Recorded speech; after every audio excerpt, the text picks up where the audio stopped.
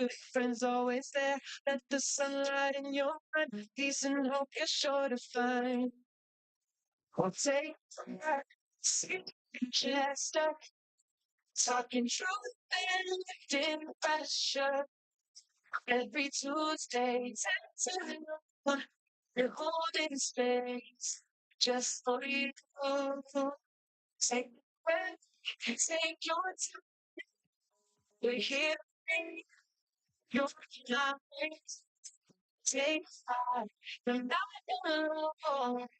See, they and Jester, if we're alone.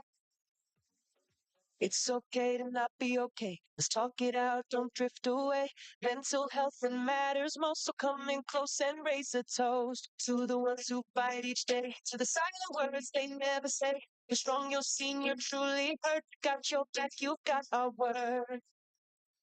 Oh, take time, see the Jester, talking truth and then pressure. Every Tuesday, to big space, just for take your, take your time. We're here, you take and now see day and discovery. Laugh, we cry, we share the ride. No judgment here, just love and light. You've got a place right here to stay. So take 5 and heal today.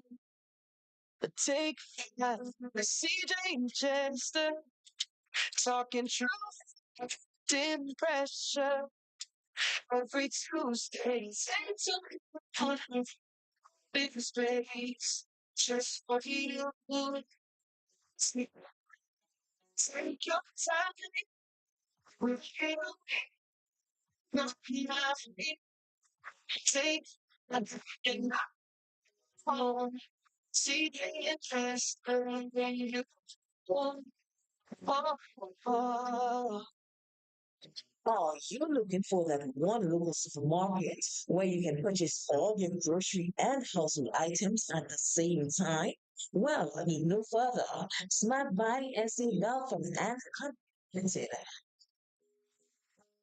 Oh, wake up, it's a brand new day. Got some things I need to say. Feeling heavy, you're not alone. Come take 5, you're in the zone. Voices calm, hearts that care. Two good friends always there. Let the sunlight in your mind. Peace and hope you're sure to find. We'll take back, sit in Jester, talking truth and lifting pressure. Every Tuesday, 10 to 1, we're holding space just for you. Take a breath, take your time. We're here, no time. Take 5 from now on. See, they and Jester, if what's wrong. It's okay to not Good morning, Grenada, Caribbean, Petit Martinique, the rest of the Eastern Caribbean, South Europe, and all those of you listening in the radio language. Can you just hang tight? We're coming to you. Let me let you pray and then we'll continue afterwards. Good morning to you and how are you? Hello? Hello? Don't tell me hello. Good morning. Hello, Good morning and how are you? I'm okay, and you? I'm good, thank you. Go right ahead when you're ready. You this morning I did your plans. It's supposed to be Lord, you will confess, especially you. What look at you get up between morning rising. And I will thank you for the health and strength. Thank you for faith and testimony. We thank you for endurance, Lord. And we thank you, Jesus, for the most important thing.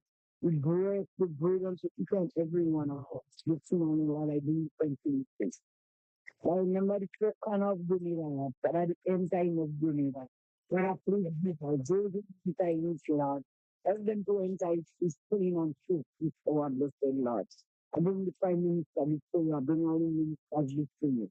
I bring the opposition chancellor. I bring all the ministers before you. But I reach out and trust yourself every one of them with our Lord. Guide and protect. Blessed they will be to please. My God and my Redeemer this morning, Lord. Bring the sick and afflicted one before you.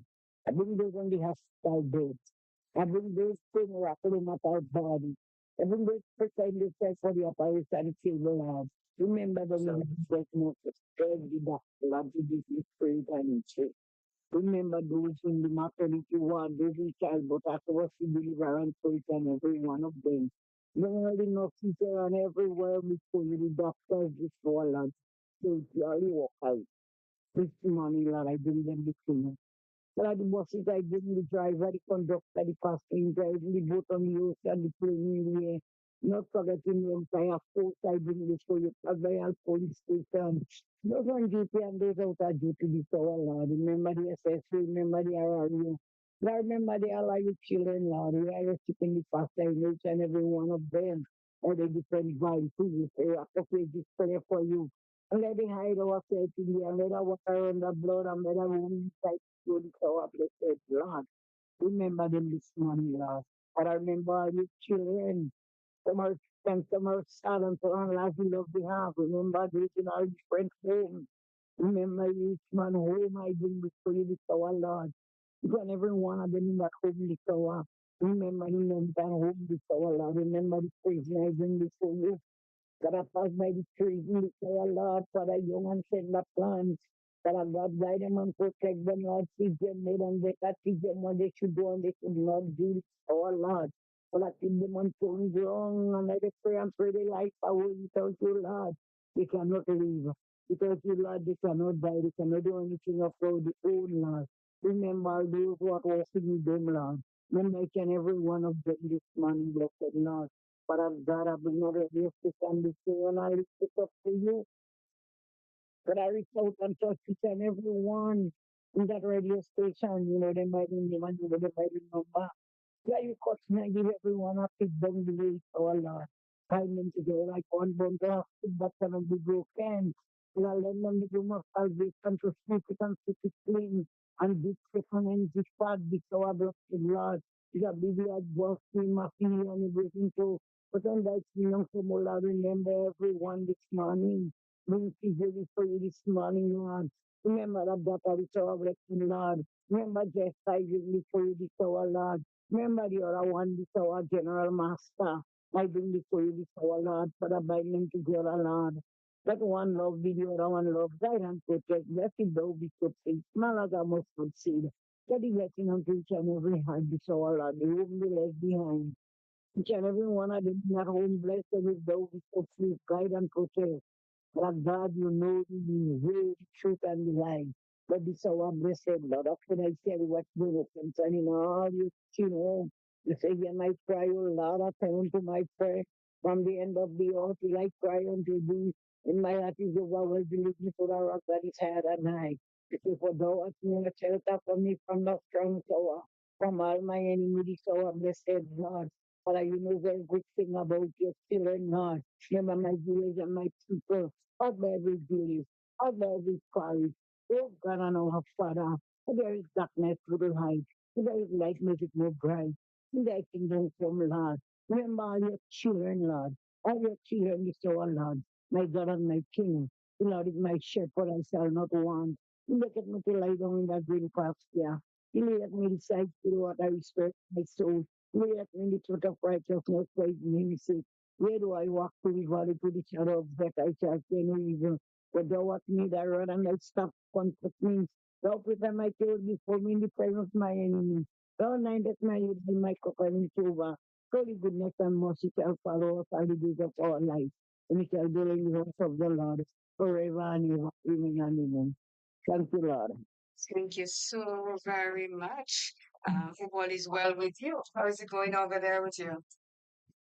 Well, a day I can complain. I mean, we're to pay much. I'm alive. I didn't look for it this morning already. To drink porridge, so what's your for breakfast? For me, I like cup of coffee. It's like so it's cool for me. Just have coffee and dry crackers. I don't hear that. Just to have coffee and dry crackers for breakfast. I had a little whole wheat bread, a little egg, a little slice of bread, a little tomato. That's breakfast of champions. Thank you for the best, but we didn't have that. So hold your breakfast yourself, okay? Yeah. No, that way it's so powerful. Alrighty.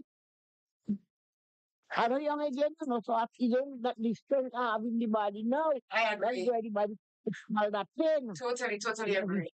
Only strength in the mouth.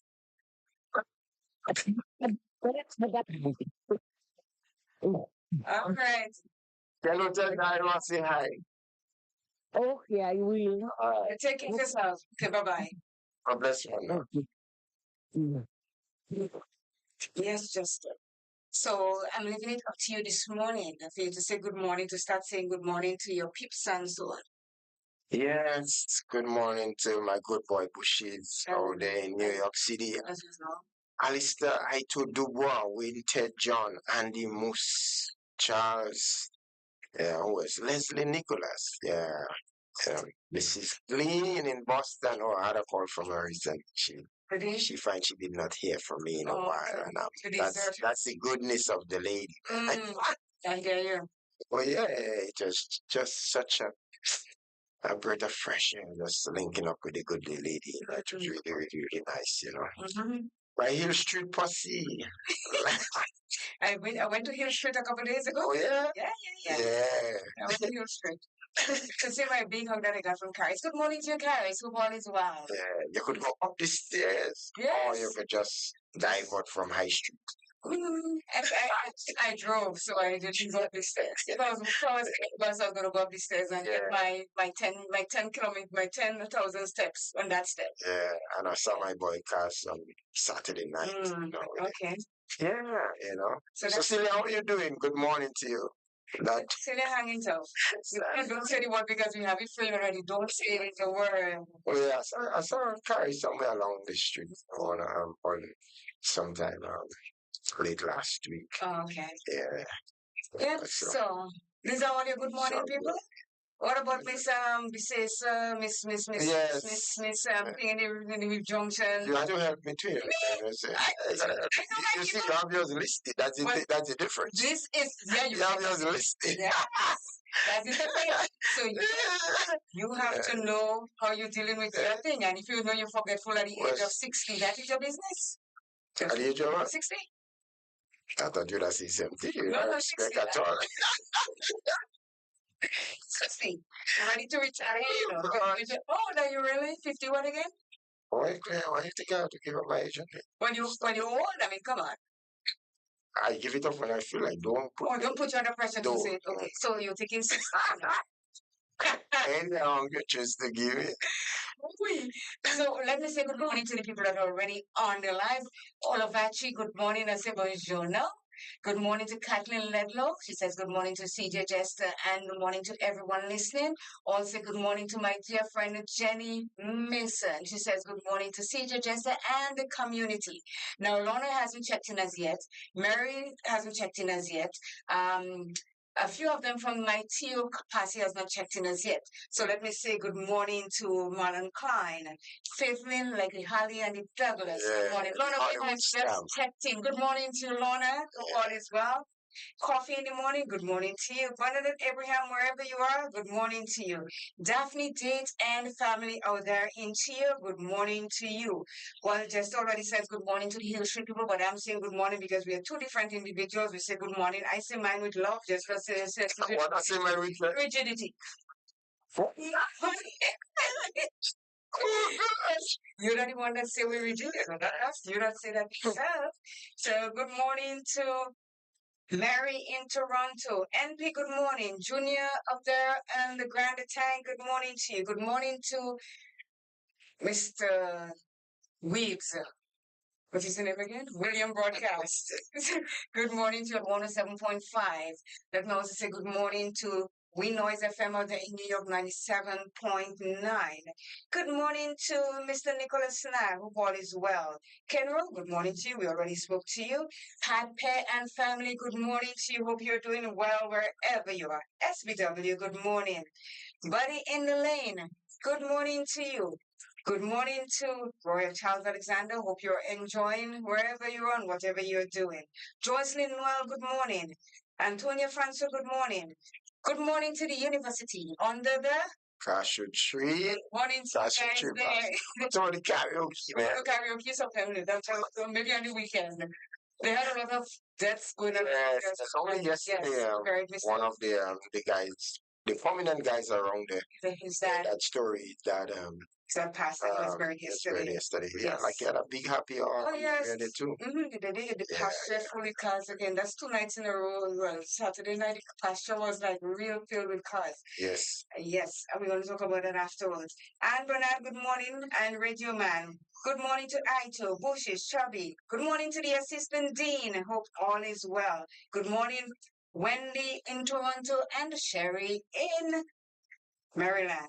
I think that's what we have for now. And let me just say, Chance the Gamer 97 has just checked in, which is Mary or there into my pips in Toronto. I'm telling you, and P-O-D. Good morning to Klein Maho. Yes, my namesake. Yeah. And to all of those who are listening to, and let me tell you, people, yes, we have the program, and it is starting to pick up steam. We turned a year on October 2nd.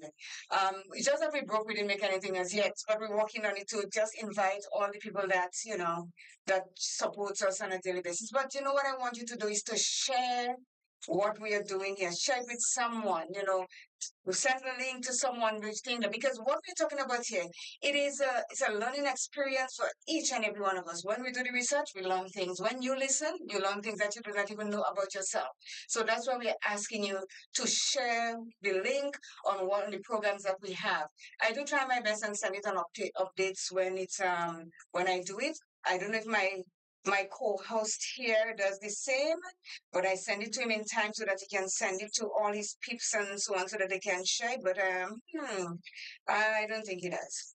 But Yes. I'm No, that's all right. it's true. It's true. Oh my. Look at the amount of people that has checked into the updates that I sent last night. See, so they know what topic we're discussing today. So thank you guys for reading and for checking in with us. I mean, it means a whole lot to me. I don't know about him over there, but to me, it means a whole lot to me that you all are looking at the program. And even though you don't call and make your contributions, we know that you're benefiting somewhere along the line, and somebody is going to be benefiting from what we're talking about. So, Jester, how was your weekend? I know you had football on Saturday. Yes, the weekend full with fun and excitement, man. Football galore.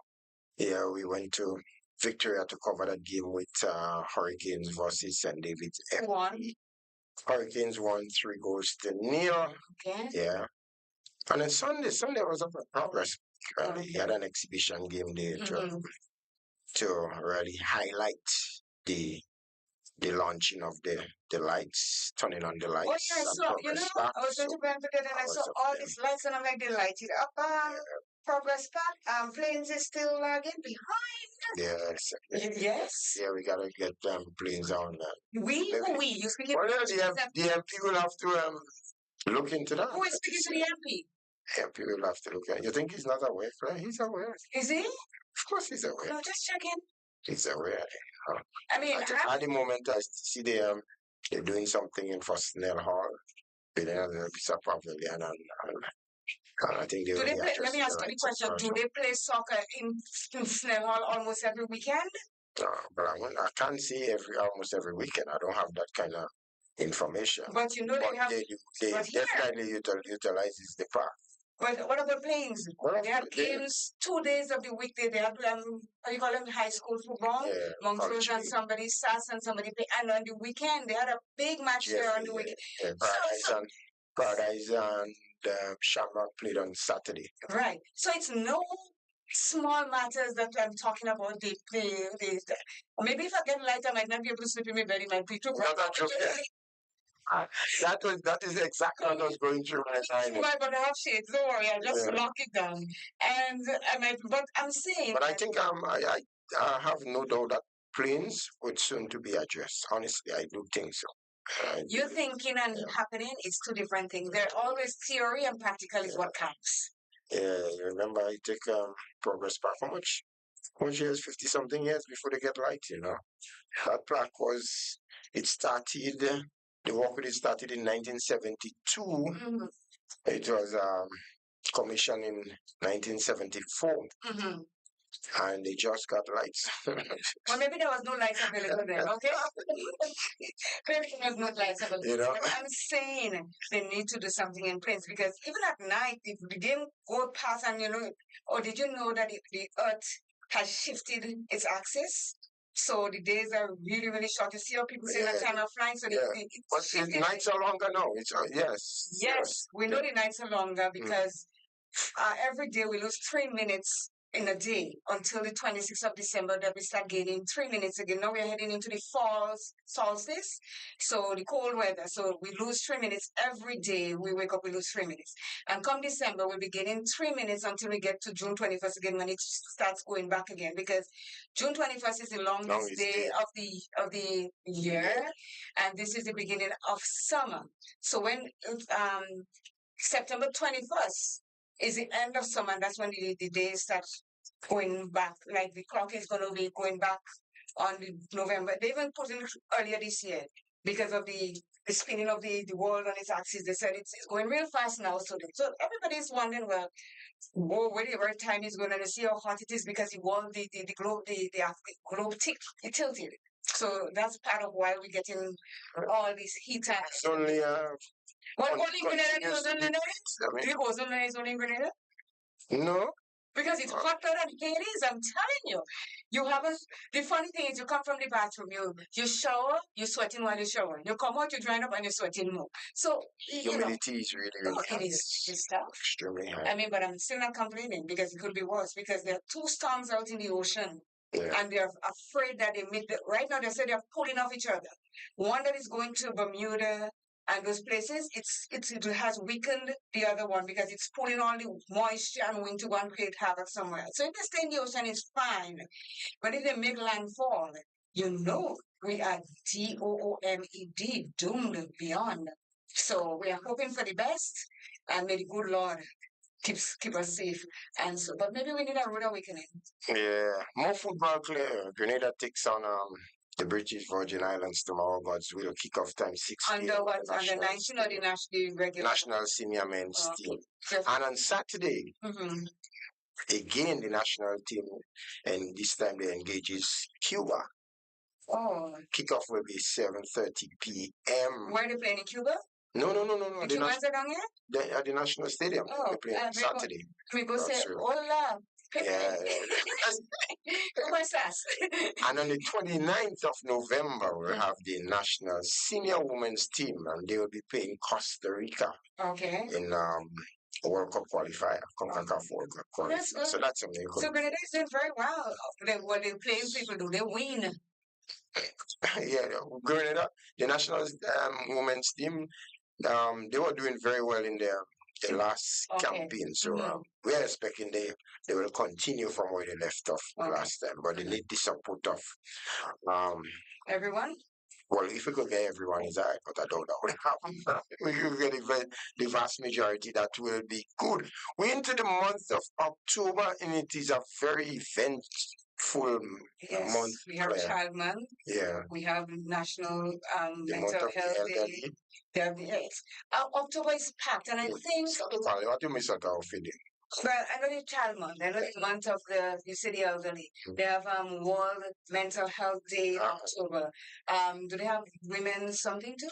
I'm not sure about women. I'm not sure. Well, go ahead. Tell me what I miss out. It is the month of financial literacy. Yeah. Well, I know money, so I ain't even care.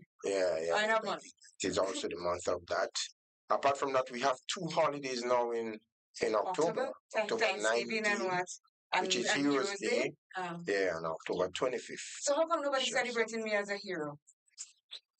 Just asking. Of course I am a hero in my own right. Hero for what stupidness. I don't care what you say. Hero for not hanging up properly.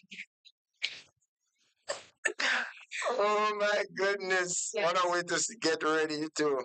So we're gonna just take a quick break, Jester, and we'll be right back.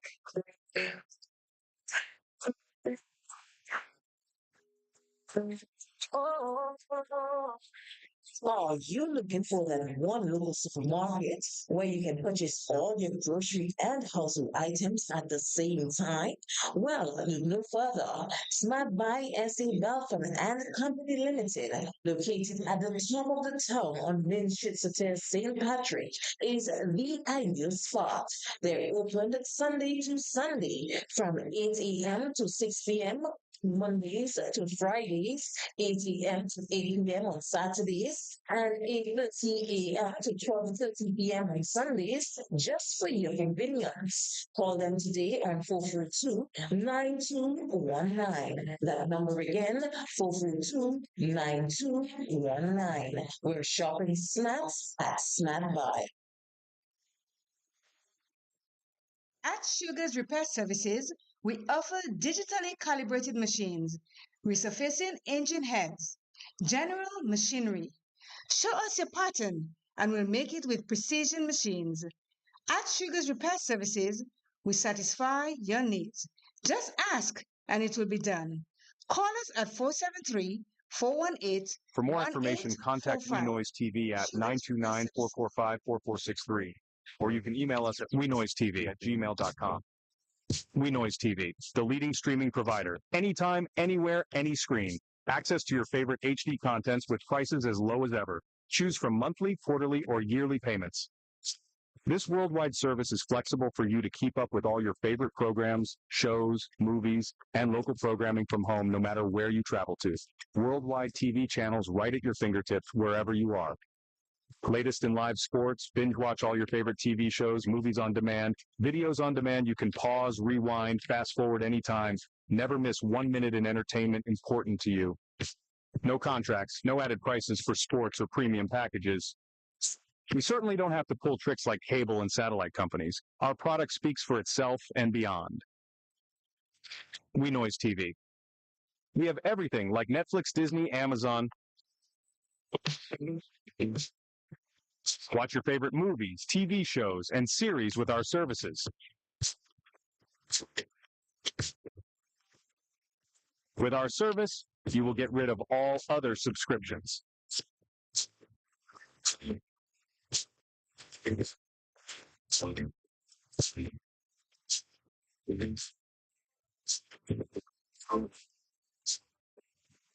For more information, contact WeNoise TV at 929-445-4463, or you can email us at wenoisetv@gmail.com. Welcome to Take 5, your mental health program with CJ and Jester.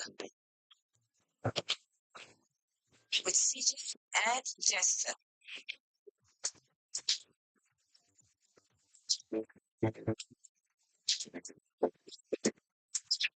And we are back. So, Jester, we're talking to what psychology says about people who clean up after themselves at restaurants. So, have you ever been to a restaurant, Jester?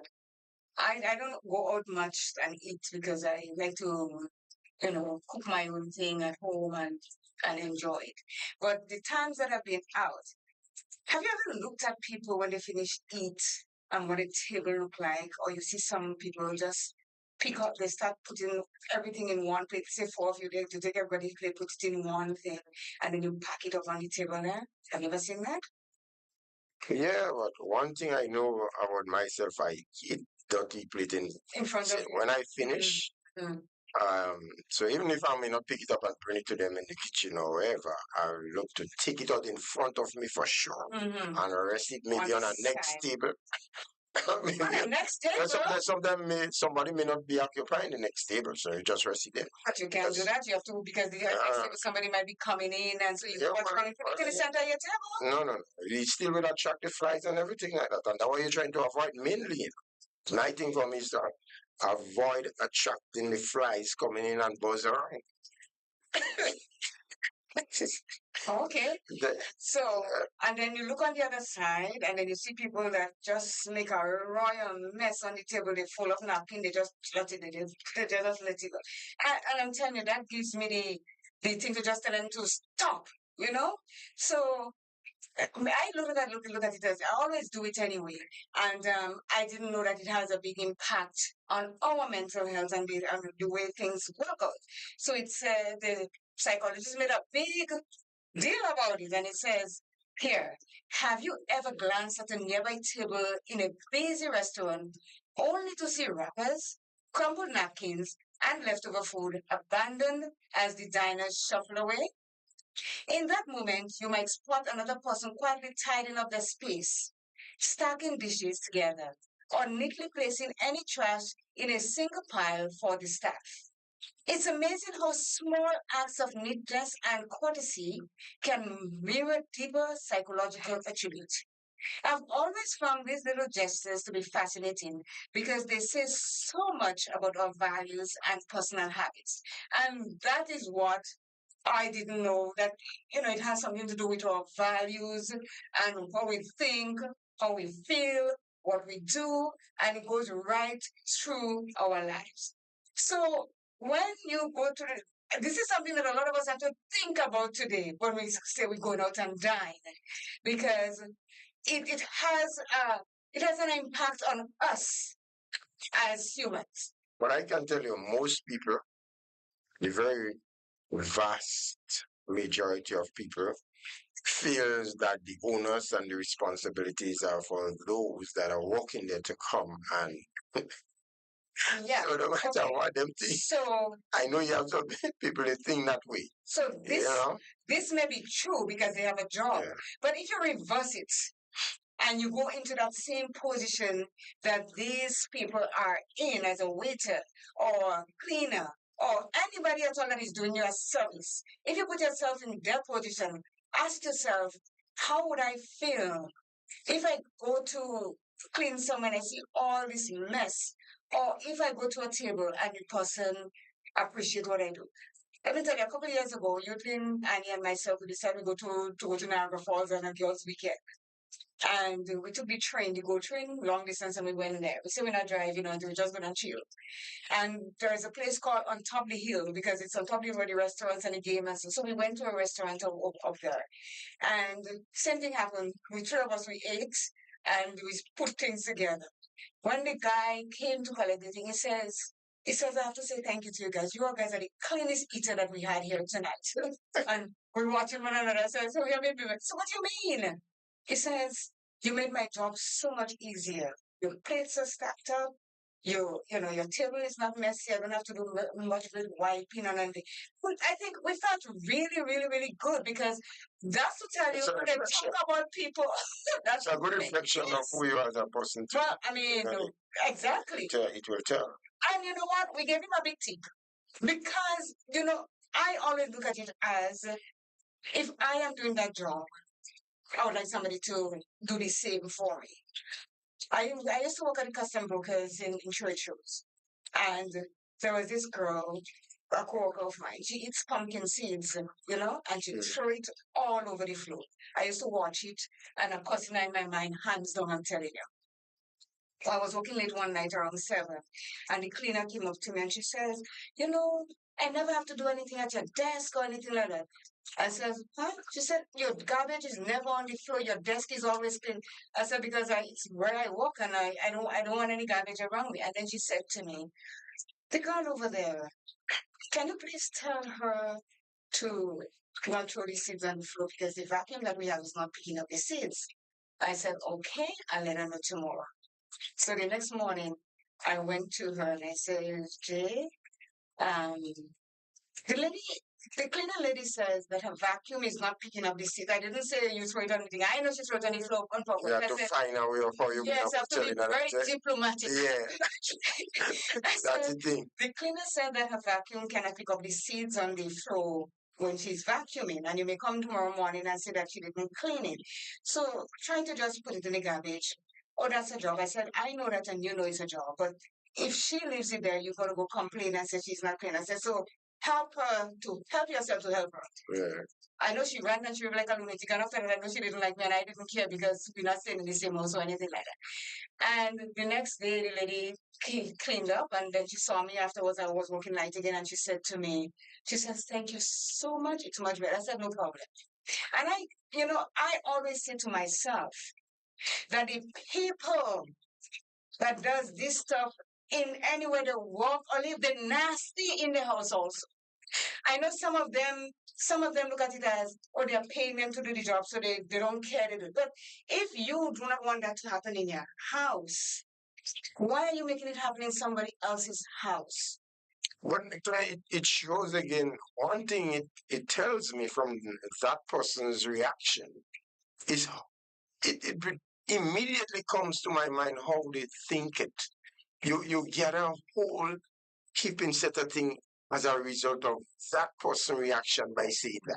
Of course. And it amazes me. People like that, you just couldn't tell. You could make an assessment, quite a bit of assessment of them. I don't know what assessment you make. I say, let's see. That would be number one.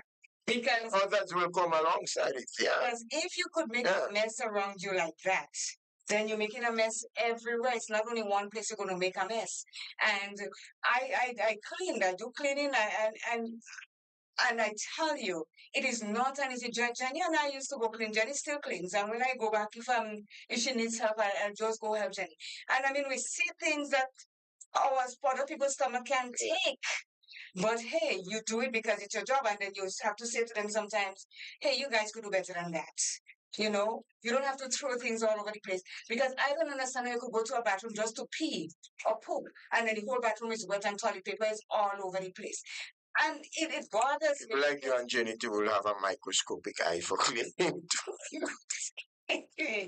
Well, hey, look, my thing is, I love a clean place. I can't function if my place is dirty. I feel like, things are crawling over me. So once my place is clean, I am good to go. But there are people that just do it just to irritate somebody or to say they are working. That's how they get the pay. So they it give me that kind of, you have this kind of slavish mentality in you. That's the other things that come to my mind. I mean, because you know the person, that's their job, you will just deliberately make it that, it is distasteful in my. It is distasteful. But you know what? It takes all kinds to move that world that is spinning on its axis. I agree. It takes all kinds. But so we have to put up with them, but I don't want to put up with them around me because I know they wouldn't like me because I would say, hey, your mama is not working, you pick up after yourself. You understand? So again, what it's saying, people that cleaned up after themselves in a restaurant, it says they have a strong sense of personal responsibility. And that is true. That is so true. If you as a person cannot keep your surroundings clean, then what does that say about you? I say, people say I'm nasty too. If you come to my place and you see my place looking at, would you want to drink some water from here? Do you want to sit or even walk on my floor? Because this is where I'm a very untidy person. So you don't want to be around my place. So it said to give you a great sense of personal responsibility. And hear what it says. I used to dismiss that inward groan I felt if I left a coffee cup behind at a cafe. I'll tell myself the barista or the busser would handle it. And you see, that's what a lot of people think. The barista is the one that makes the coffee for you, and you leave the coffee cup there, he's going to pick it up after. Or the person that does the bussing around, they'll pass and pick it up. Yes, we understand. This is their job.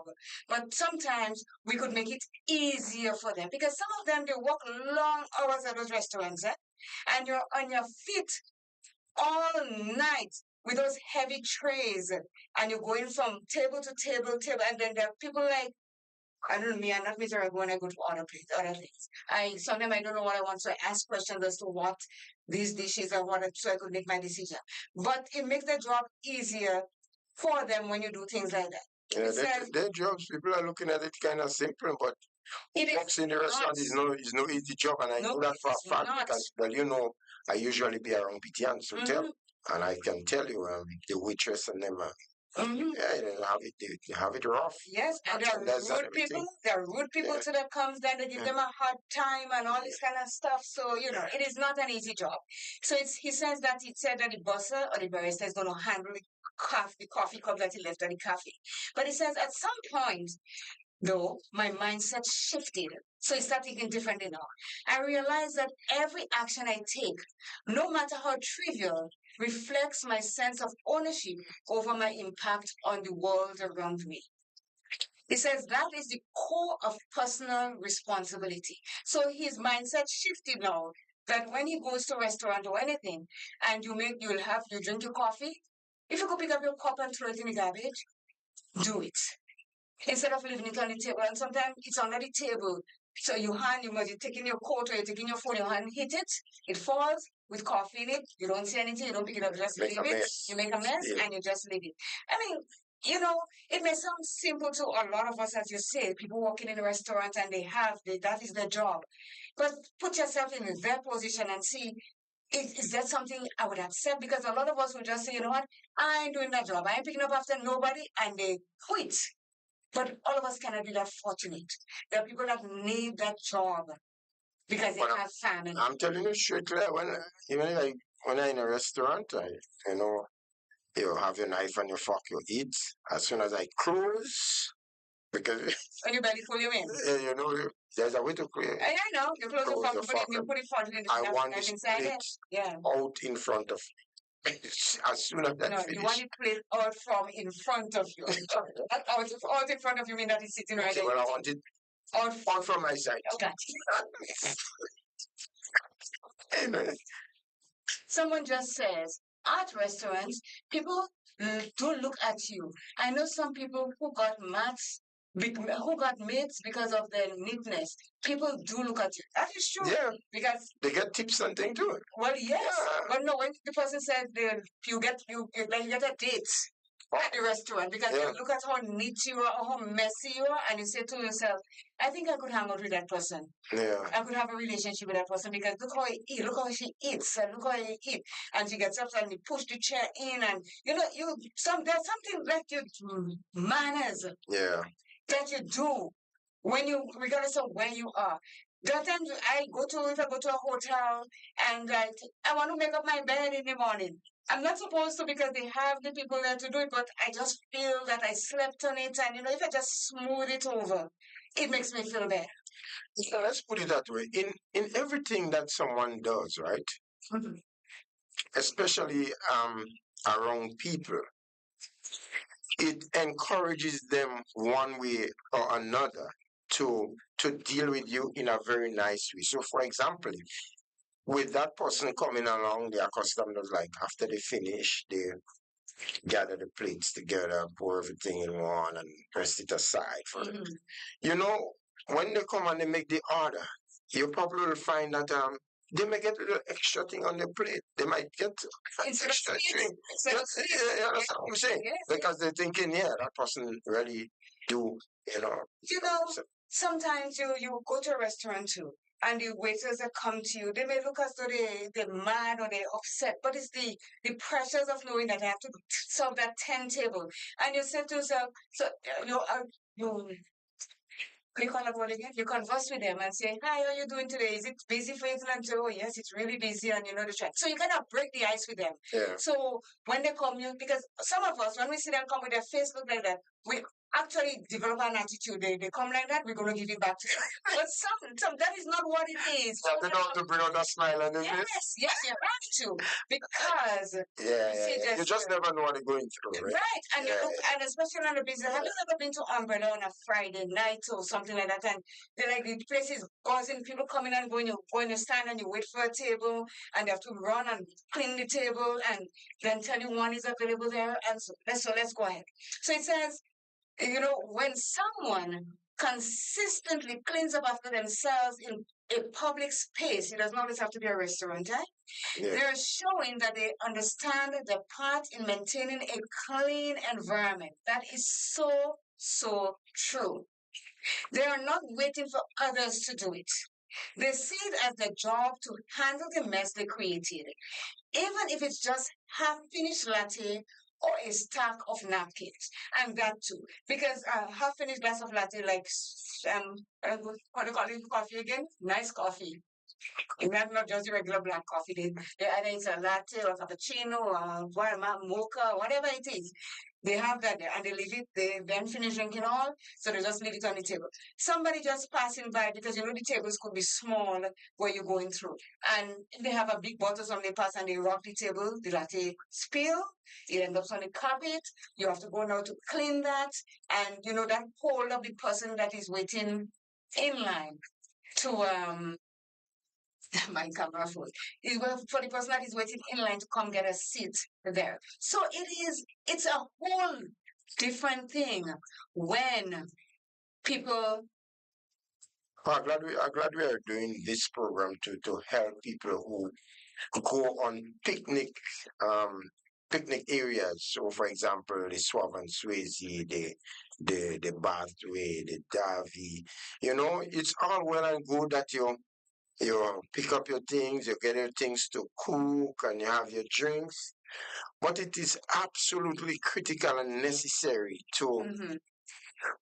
that when you're leaving there, you leave the environment as clean as you met it. You know, it's so important. Don't forget to, as much as you're picking up the items to cook the food, make sure you have the garbage bags as well. Exactly. You know, Exactly. it is so unsightly when you have a good time and you see all the garbage just scatter around the place. I mean, come on, we could do better. In a lot of instances, we could do better. We could do with my camera first. So I know, I know some people are really trying. Some people, um, they get a little conscious of that, but there are others that are left to get in line, you know, of and becoming very conscious of cleaning the environment after you've dirtied it up. Yeah. We have two of you here, just let me see. And we have to call my wife. How's the see that? The camera is stuck when I get two of you. I think the boys aren't fixing it up. See, my son, I can't tell you much about my son. Two of me? Yeah, we get two of you there because. What? I'm grown then. Yeah. We shall continue while we discuss. Yes. So you see that again, as it says in public space, and you're looking after the environment. Yeah. We're talking about a restaurant, looking up outside, but anywhere that you go and you make a mess, clean it up, because you know why? When you leave it behind, the mess doesn't just stay for you. For everybody else that comes after you have to go through that also. So when you go, like you go on the beach, as you say, Davy or Bathway or Bushery or down the road where it's the what do you call them again, Justin? The breakwater. The breakwater. Wherever you go and you make a mess, and even though you don't make the mess yourself, and you see something that is going on there, you see garbage and so, be a good Samaritan. Then And pick it up. yeah, I agree with you because if you're going to cook in an environment that is all messy, how comfortable will you feel? The food not like it. If I want to eat that, not eating. That's what I'm saying. You know, yeah. So you know, it's a whole thing, and it's not we're talking about the restaurant, but it covers a whole mass of other things and public areas. It says in personal responsibility also plays a bigger plays into bigger decisions. And here it is the same mindset that helps people own up to mistakes in a relationship or follow through on commitments at work. So you see what it covers personal responsibility. So if you're not responsible as to picking up things after you in a restaurant or not even cleaning the plates, but you throw something on the floor at the restaurant and you leave it there. How responsible are you going to be? And when you go in a workplace and you walk in and you do the same thing, you are showing that you're not a reliable or responsible person because you're taking nothing at all for you, the mistakes that you make, whether it could be relationship or work or wherever. You go through the same procedure right through. We are sorry, we cannot see ourselves right now. It's been worked on, but we're continuing. Once you hear our voice, I think we're okay. It says, and people that clean up after themselves in restaurants or let's put it in public places, they tend to be more empathetic. And empathy is showing that compassion for someone else, what they're doing, or so. So it says something special happens when we pause to consider the person who will come after us and the person who has to tidy our table if we don't. See? It's something special. It is not just a clean up the tables or something special. As my one of the person on live says, you can get a mate in a restaurant. Yeah. Because the person will look at how you handle yourself at the table. If when you just sort of you from on your plate, or you just leave everything and you get up and you walk out because Claire is behind to clean it, Jester is behind to clean it. Do you understand? So it is. But I believe, Claire, when you go to eat in public spaces like in a restaurant, you know, sometimes not any time I like to eat out in public spaces because you know what, when you eat in your food home, right, the way I eat the food home, I wouldn't need my food in the restaurant. But So you know you have to be at your very best when you're out in the restaurant to take your time. But you mean like you chewing in silence? Yeah, when you understand, you take very time and you know you do everything. So you try to look so well. So that comes along with it too, you know. So that's why when you finish, you want to close, you take your thing and turn the side. Oh, so let me tell you, You don't want to spill no drinks. You know, you have to try to be so extra careful. People, we need you to call and darling on this. So let me ask you something. You are one of the persons that eats roti with knife and fork? No, I don't. Well, according to the occasion. According to the occasion. What occasion would there be to eat? Well, okay, let's say for example, you and a friend or you in a group and you make your orders, right? And then most of the time your orders come like that. They will bring the roti on plate. Right. You understand? Right. And then I'll eat it with knife and fork. But if it's for myself, no, they know in Pitians I love my roti wrap. And I eat my roti wrap. You understand what I'm saying? Let me tell you something. That's why I really enjoy my roti when it's wrapped and I eat it from the wrap. You see, when you go to restaurants and when you try to eat in style and all, you know, you don't feel satisfied, eh? Because you're not at your everybody different, yeah. Well, you're not at your comfort level. Because you're eating in style because you don't want the girl. What's the style? What's the style? You take your time and do it. So because you want to look, you know. Want to look proper? Yeah, that's what it is all about. Oh, you call it etiquette. Of course. So let me tell you something. I love nachos. I love nachos. And this is one thing when I go to I don't know if PTNs has it, but when I go to Umbrellas, I order nachos. They come in a big plate, and sometimes me and JG go to thing, and I said, okay, we're eating nachos tonight. Order what you want, but I ain't want nothing else more than nachos. What's nachos? It is the chip, and they put sour cream, green onions, tomato that is cut up really, really small. I don't eat chips. Well, I eat it nachos. I don't eat nachos. So I love that. When I go to Umbrellas and I get nachos, you cannot eat it in knife and fork because you have to pick it up and the cheese stretching and you have your sour cream. And I love that. I don't eat in this kind of So I eating it and then I'm like, I don't care who is watching me eat my nachos. I'm not making a mess. I just enjoy my nachos. And if I order something that has bone in it, honey, let me tell you, I am going to crush the bone just. Yeah. Yeah, listen, you cannot spend your money on beer and then not be satisfied with spending your money. I eat it because I eat it. You may not find that okay. But you and I eat together anyway. One went by what did you do it by this place? Where? Right wrong in Wall Street then I know the person wanted to give all the trouble inside there. I wasn't in trouble, just stop spreading rumors. The place where you want the show now. You see, I don't want to find me no when I make this, I'm going to make it by myself. Let me deal with really what you're saying. Wall Street. I went to Wall Street to buy. We went to buy food. Grill Master, you know? Grill Master, yes, Grill That's Master. the place. And this is not, and just that this is not the first time that I went to get. Like, everyone's- I'm saying, look, when I open my mouth, everyone's, yes, you know, I am telling the truth. I'm not lying. oh gosh, yeah. You know, I don't tell lies. I am telling the truth. Right. This is not the first time that this happened. So we went to Grill Master and I ordered I was so happy to see they have shawarmas. So, you know, they cut up the grill, the chicken, they shave it and all that. So I asked for a shawarma and so on. I went to pay for it. They told me, oh, you have to order it first. I said, okay, but I'm paying for it. That means I'm ordering it. Oh, you got to, oh, sorry, I went and I ordered it. And then I asked, well, how long is it going to take today? 30 minutes. I said, I beg your pardon. 30 minutes for a shawarma, just this and that. I said, well, just make it for me. Oh, no, you have to. I said, okay. Now you got your food. The other person with us got their food. And me stand up there waiting. And so I said, excuse me, how long again do you... Oh, well, I told you 30 minutes. I said, well, did you start making it yet?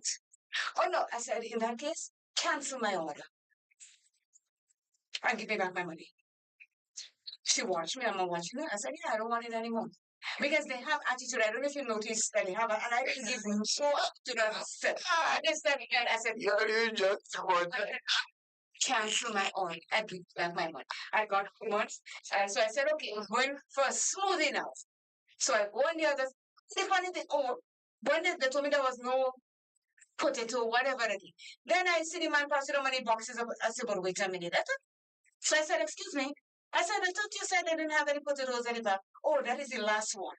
I said, oh, okay. So that made me get upset even more because I ordered my thing before the man come with the bag with the potatoes to go and give whoever. So I ordered I cancel it. This is my right. I did. So I said, I'm going for a smoothie. So I went to get a smoothie now. I asked for pineapple with whatever. We don't have. I asked for banana strawberry with coconut. We don't have. I said, so what is it doing up there? Nobody feel. oh gosh, yeah. No one gets. Right? So you don't believe very nice guy. I keep telling you that I know the kiss. You don't understand it. But if they're doing Canadian stuff, because they're doing smoothies and all this kind of thing, which is if we do not have just juice or cooked jugo juice or whatever in Canada, they're doing smoothies, the same thing there. And I said, so what is it doing up there? If I'm ordering this stuff and it's not there, I said, so what do you have? She says, well, we have sea moss with peanut butter and something else. I said, okay, I'll take that. I said, how long is it taking? She said, a few minutes. I said, less than 30? She said, yes. I said, okay, I'll take it. So I got my smoothie and it was very satisfying. But what I'm saying, Jester, you could be walking at a latrine hole and you have good customer service. Even though when they come, the latrine is smelling, they are going to come. If you understand where I'm coming You from. understand the point you're trying to make? So when you... I'll not use that, you know. Well, I have to because they bad at real breakfast. And I'm not going back there. I don't care what you say. If you and I happen to be going to, I say you're going to Grill Master, I tell you, okay, I'm going to stay hungry, I'm going somewhere else. Because that is not the first time. Look, the other day I went inside there, and a lady from Trinidad, and she had no good head, I'm telling you. Whatever she ordered, everybody else passed, and she's standing there. And she has a little daughter about 7. And the lady, when she asked her, she didn't, what? I never heard about it in my life, so you know. They fly left, right, and center. And I touched her and I said, your daughter. She says, oh, she grew up without a Bible and never heard it. She had somebody. I tell you, but here me be mine. I ain't causing any bother for myself. I said, but somebody have to teach them a lesson inside. But every time you go, it's a different set of workers that you meet because they have, I don't know what it is. If they feel that people are coming in there, they must come in to get food there, so they're doing that. It is not good. I'm not going back. Just mark my, I'm not going back to study. That's it. So going back to it, it says, by picking up after themselves, they talk about empathy in action, eh? because it said something special that you do when you pick up after yourself. It says by picking up after by picking up after themselves, individuals exhibit a deeper awareness of the people around them. And this is the point that the person wrote, that people look at you when you are in restaurants and so, to see if you're a messy eater. When you meet eating all over your cheek, all by your nose, if you think sour cream, all by you think so that I'm messy and you're like, ew, like that I'm going. So people around you they are looking, just thinking of their own, they're not thinking of their own comfort. So when they do that, they pick up things after themselves, they clean up after themselves. They're not looking about their own comfort by doing that. They're thinking about the other person that has to come sit at that table and making room for them. They're acknowledging that leaving a mess might create more work or an unpleasant situation for someone else. Empathy shows up in small ways each day. You see it when someone holds the door for a stranger, balancing grocery bags, or when they notice a coworker having a hard time and offer a listening ear. Hence, there's a real connection between that everyday empathy and cleaning up after yourself. Right? They say there's real empathy in doing that. So when we do these things, it don't just go unnoticed. As you say, sometimes when you're nice to, if like, you go to umbrellas this week, go next week, and they start to look like a regular now, and they see every time you come, you clean up the plate. The next time you might get a bigger piece of chicken on your plate. You might get your glass, if you are giving it medium sized glass, you might get a large glass of drink. For the same price, Yes, because they're looking at you as though that person is not only thinking about themselves, they are helping they're helping do whatever it is to help other people. Okay. Let me take a quick commercial break, and I have to go to the system because our cameras are getting a lot of trouble. So let's Oh, wake up, it's a brand new day. Got some things I need to say. Feeling heavy, you're not alone. Come take 5, you're in the zone. Voices calm, what's the care? Two good friends always there. Let the sunlight in your mind. Peace and hope you're sure to find. Or take step, talking truth and lifting pressure. Every Tuesday, 10 to the golden space. Just for you. Take a breath, take your time. We're here to be your time. Take 5, I'm not alone. See, they and Jester, if what's wrong. It's okay to not be okay. Let's talk it out, don't drift away. Mental health and matters most, so come in close and raise a toast to the ones who fight each day. To the silent words they never say. You're strong, you're seen, you're truly heard. Got your back, you got our word.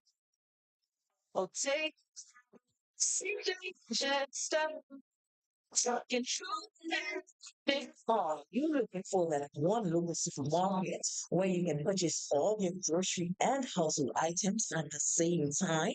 Well, look no further. Smart Buy SA Belford and Company Limited, located at the top of the town on Main Street, St. Patrick, is the ideal spot. They're open Sunday to Sunday from 8 a.m. to 6 p.m. on Mondays to Fridays, 8 a.m. to 8 p.m. on Saturdays, and 8:30 a.m. to 12:30 p.m. on Sundays, just for your convenience. Call them today on 442-9219. That number again, 442-9219.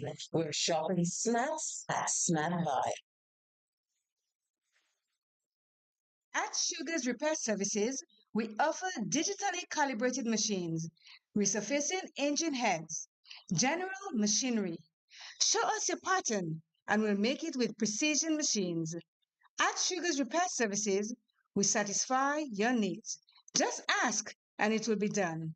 Call us at 473 418. For more information, contact We 1845. Noise TV at 929-445-4463, or you can email us at wenoisetv@gmail.com. We Noise TV, the leading streaming provider. Anytime, anywhere, any screen.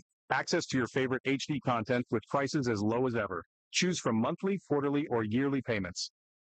This worldwide service is flexible for you to keep up with all your favorite programs, shows, movies, and local programming from home no matter where you travel to.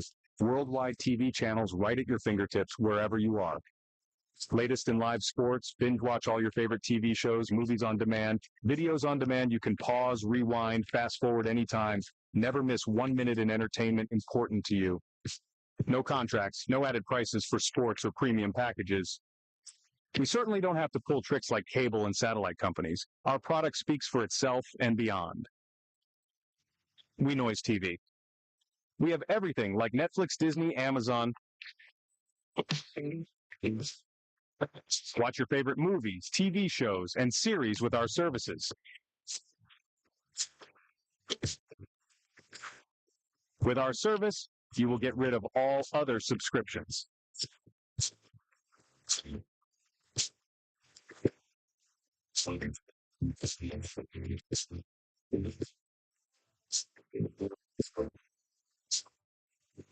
For more information, contact We Noise TV at 929-445-4463, or you can email us at wenoisetv@gmail.com. Welcome to Take 5, your mental health program with CJ and Jester. With CJ and Jester.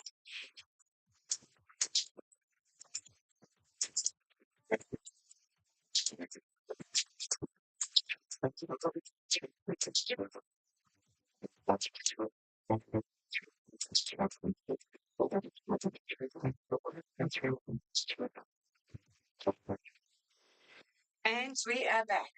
We're getting the cameras worked on. As soon as it's done, you're going to see your pretty faces again. But mine pretty, I don't know about Jester, you know? But yeah.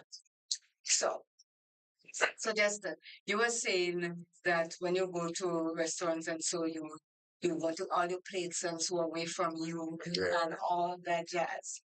I don't want that. No, don't think this. Yes, and you know, people do appreciate when you do things because you know it makes each and every one of us jobs a bit easier. So it says where we are now is that where people tend to be more empathetic when they pick up things after themselves. You know, you see people holding the door and everything, people are mindful of the surroundings. It says whether when you're being mindful of your surroundings, it says whether you are it's noticing the pace, whether it is noticing the pace of my breath or the tension in my shoulder, mindfulness has become part of my daily life. People who clean up after themselves typically have that same type of awareness. So, the tension in your shoulder. You know, sometimes you're there and you're tense and you hold your breath when you see something happening and you get tense and like, whoa, what is going to happen next?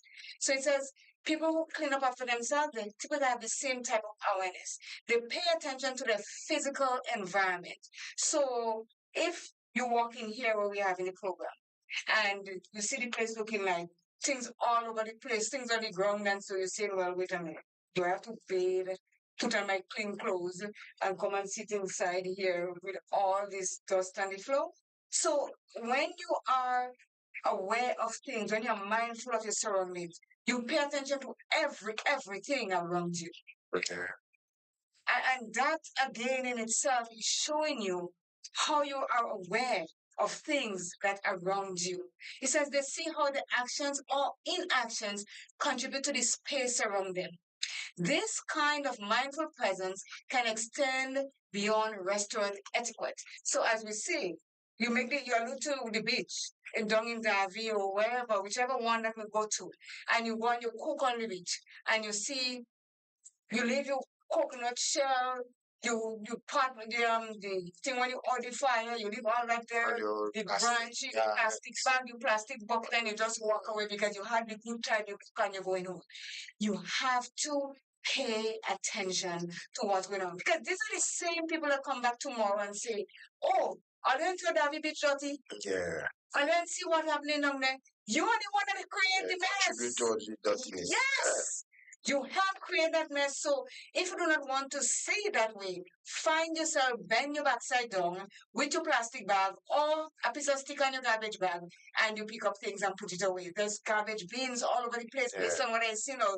Really, guys loaded with garbage bins. The barrels are somewhere. And if you can't, you don't have any around the beach. When you're driving home, you will find something to dump, your garbage. It says pay attention. So these people that mindful of the surrounding, this pay attention to the physical environment. And we're talking about environment. That's why they do not let you use how do you call it, lead paint anymore. They do not let you can use plastic bags or styrofoam cups or plastic bottles. You have to put them in special place to recycle because the damage that it does to the environment. Yeah. And this is part of it. We being aware. Up in the sea too, and affecting the whole entire of the fish, the marine life. Yes. Yeah. And we complain bitterly. And those of us that do this is those that complain more than ever about what we do in the environment. They say this is a kind of mindful presence that extends beyond restaurant etiquette. In the middle of a hectic day, someone who is observant might also notice their co-worker's subtle frustration or sense of stress tone in a friend's voice. I used to be the type of person who would rush out after a meal, hardly aware of the table I left behind. So let me see. We're gonna get our cameras back on in action, I think. Put that in. Sorry, we just good. Yeah. She said she used to rush out after a meal when she goes to a restaurant. She don't care. She says, then I began prioritizing mindfulness throughout my daily routine, like taking deep breaths before exiting my car or pausing to really taste each bite of food. So you see, people now they feel the shift now.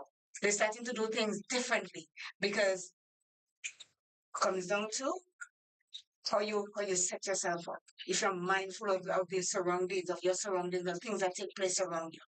She says, that habit of being present started to translate into my behavior outside of yoga classes. So she used to take yoga classes. And yoga is something that they put themselves in a meditative state. They go deep and they think about things. So that it's not just I get up and I run. It is a slow motion of things, like, you go through things. So she says, in practical terms, mindful people often, and here what they say, pause to see the needs around them. So you've seen things around, things that you just used to bypass. You start paying attention to the things around you. They observe details that others overlook. They check in with themselves to ensure they're acting kindly. They honor the staff hard work. They keep track of how much space they occupy. They place used items neatly to minimize discomfort for others. They notice when others might want a seat or need extra room. This attention to detail seems small, but it builds a pattern of considerate living. Let me go back to the honor the staff's hard work. So when you go to a restaurant and you see the staff bustling, hustling and bustling to get to everybody, you sit there and you say, wow, that person are doing your table because they do more than one table. Like that one person, they do yours, they do mine, they do everybody else. So when they do that, you pay attention to them and you say, oh wow, they're working really hard. So now that we have the mindset of how things are, we start to pay attention to these little things around us. It says, how much space you occupy. So when you see sometimes you're on a bus, Jester, or let me put it myself on a train or something, and you watch how people come on the train. They spread themselves. They take 2 seats and then they back hold a seat. So they occupy 3 seats, but they only pay for 1. So let me see. Okay, Justin Jenny was trying to call and she was starting. Good morning. Well, good morning. How are you? Good morning. I'm good. I'm good. This is a great topic that you guys have today, and people should really be aware of how they treat cleaners, because like I'm talking from experience, and I have the highest respect for cleaners, whether you work in a restaurants or whatever, because I my part-time job is as a cleaner as an office building, man. And I tell you, like, people, sometimes I want to wonder if they're really human beings, and how could they be so mean and in blatant words nasty, because they have no respect for the people who clean. I don't know if they feel that, oh, you're just a cleaner. But like I tell people, my job is just as important as anyone's job, because without the cleaner, you'll be living in filth. True. Right. And I think people should really just be more aware and treat cleaners with the respect that they deserve. And like I just appreciate cleaners. I go out, I see them, and I tell them how much I appreciate them, because I guess unless you experience it yourself, you don't see it. You just see them as, oh, she's just a cleaner. But her job is just as important as anybody else's own. And I think people should just change their mindset and treat people with the respect that they deserve. And I think that's my take. Another example, like you would go to a bathroom, a public bathroom, you would line the toilets so you can sit down, do your business, and then you get up and you walk away. Like, who the hell did you leave it for? You have to think about the next person. Yeah. Yes. Right? And human beings need to act like human beings. They act like friggin' animals. I'm sorry to say that.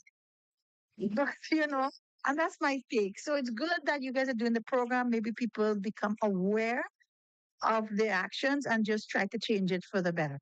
Thank you so very much. Thank you. Thanks. All right. Bye-bye. Bye.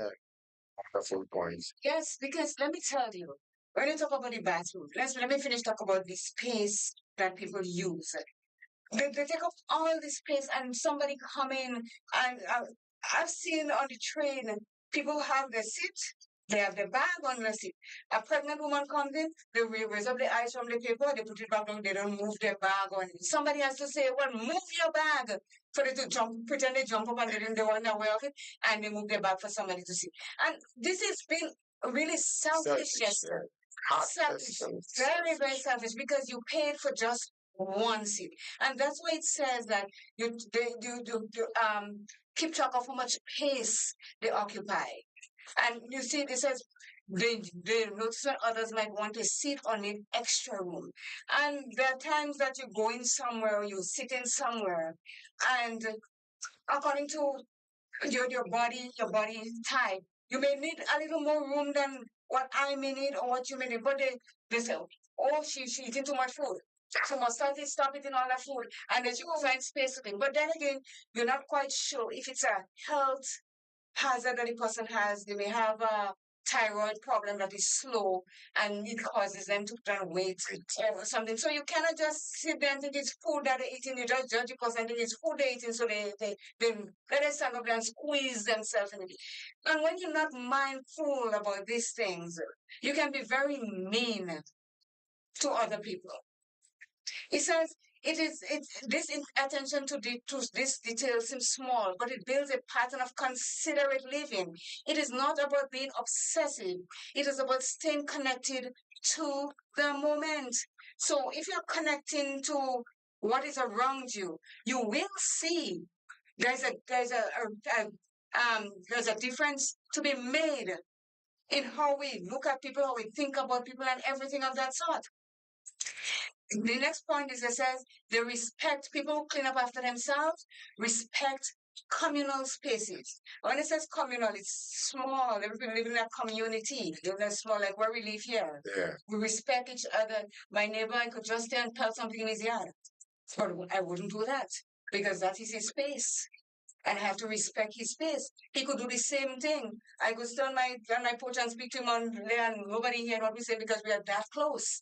So we have to learn to respect that. It says in many cultures, especially ones that emphasize community living, respect for shared environment is taught from an early age. It's the idea that these spaces belong to everyone and should be cared for accordingly.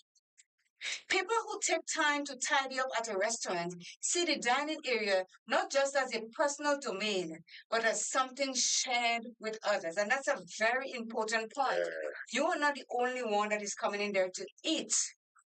They know that a bit of courtesy goes a long way in making everyone's experience better.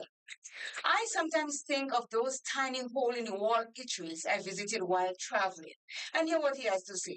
Some of the best food I've ever tasted came from cozy family run cafes where space was limited and seats were precious. Seeing the owner's relief when customers cleaned up their plates and left the table tidy reminded me just how powerful a little mutual respect can be. It's like saying, I appreciate your establishment and want to keep it welcoming for the next person. When we respect communal spaces, we also develop a greater respect for each other. And that's true. So when you go to the we call them mom and pop restaurants, and you eat, because mom and pop, they don't have a lot of people working them. It could be the husband, the wife, and a daughter or son, or the daughter and son. It could be just a family thing. And you go and you eat there, and you get up, you make the royal mess, and you get up and you go about your business because this is not your job to clean up after you.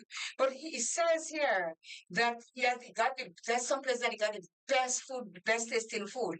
And when you clean up, you could see the appreciation in the owner's eyes because they appreciate what you did. You don't just leave the mess for them to clean up. You help them. So the next person that comes to sit at that table, it wouldn't be filled. Yeah, coming and sit in comfort. The worst thing is like when you have to go and line up and sit down behind some plate that was already there before with leftovers in it. It's not a pleasant feeling at all. Or At all. you go to a restaurant and the water or the juice stain is on the table and they didn't come and wipe it, and you go and hold my plate in my hand like so. I'm holding my plate. Yeah, it's not nice. No, because very uncomfortable. Very much so. So that's why this topic that we're doing today, a lot of us will have to pay attention and shift our focus on how we act when we go out to eat. Even in your own place.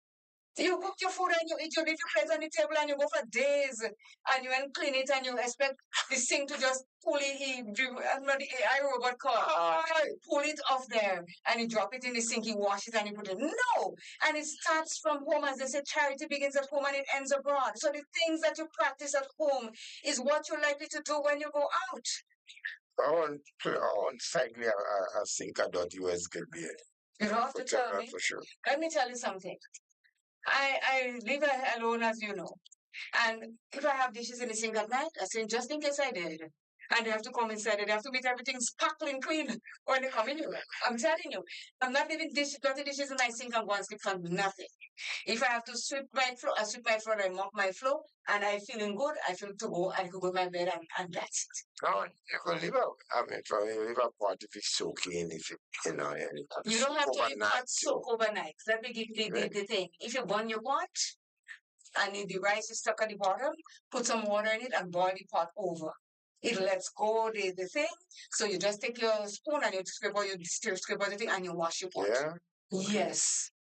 You don't have to leave it soak. And if it really burned and you put a little bleach in it and water and you leave it soak, in a few hours or so, pot shining bright as ever. So don't leave no pot in the sink and go and sleep. Because if something happened and somebody have to come in your house, you don't want to, oh my gosh, you seen Jester on the street looking someone just inside Jester house like that. And there are a lot of us like that. We dressing to the nines to go there. And a lot of us, if something happened and you go inside the house, you're crying, you're wondering where to put your foot, where to put your hand, everything that happened to me. So we're not leaving the folks up to the number 4041189. And please share what we're talking about. Yeah. Share the link with your friends, your family, your cousins, the dog, everybody. Share. We are here to entertain your calls on the subject matter. Mm-hmm. You can share your concern. Because Jester, I think those of us who are listening right now on live, a lot of us are guilty of what we are talking about. I'm not saying it put anybody, but we are guilty. A lot of us are guilty. We're talking about. Well, let me put it this way for you. Let me put it this way for you. If the bottle pelts and I spell for the truth and my head boss, very bad blood come up.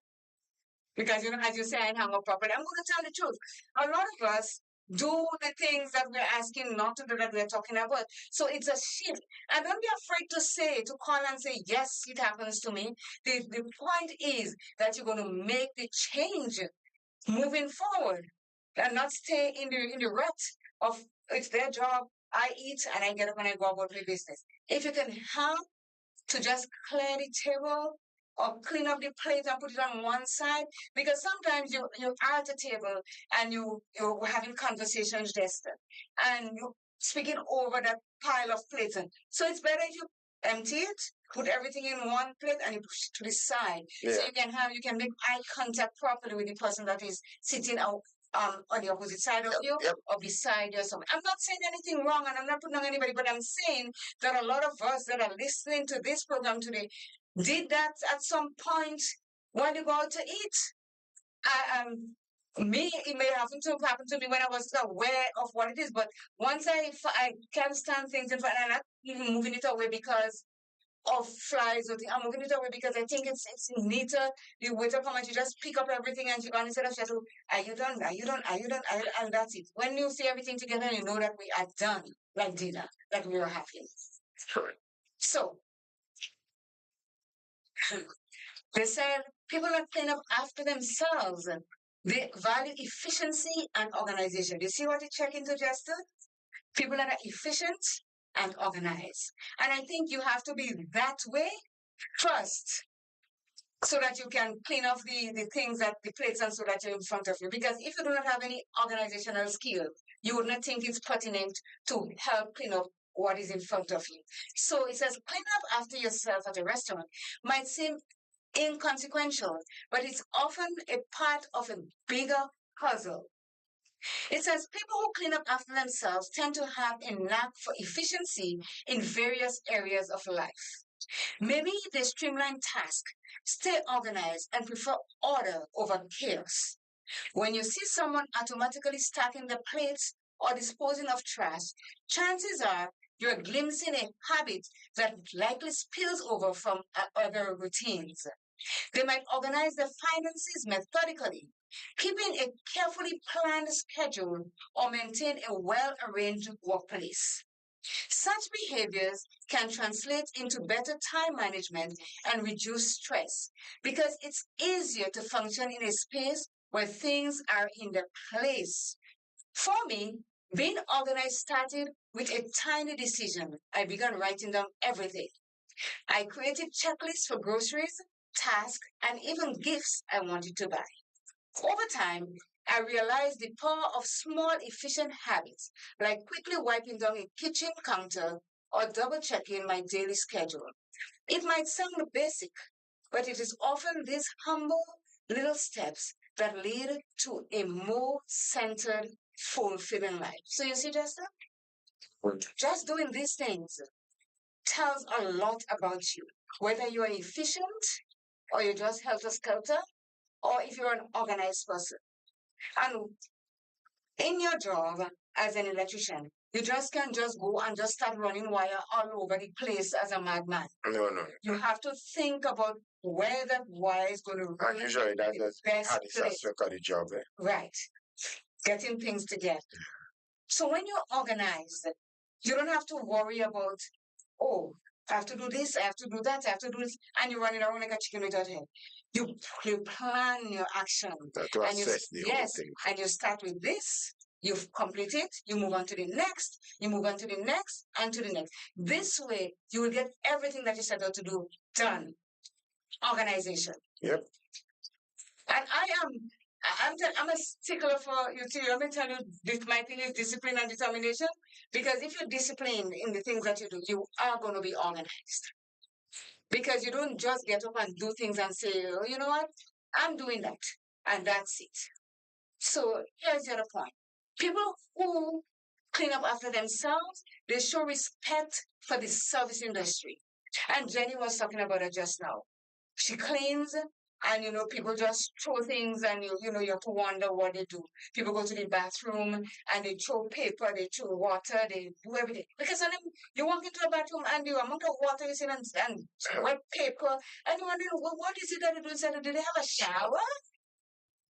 And I hear men bathroom worse than women. I couldn't believe this. No. I don't know. Generally speaking, women, I know all bathroom is terrible. Yeah, that's But right. no, women's bathroom are terrible. Yeah, that's what I'm saying. Because when you go to functional, quite a lot of the times, the women leave their area to deal with their business and come over. You know how much women I see in men bathroom areas? Because they can't find.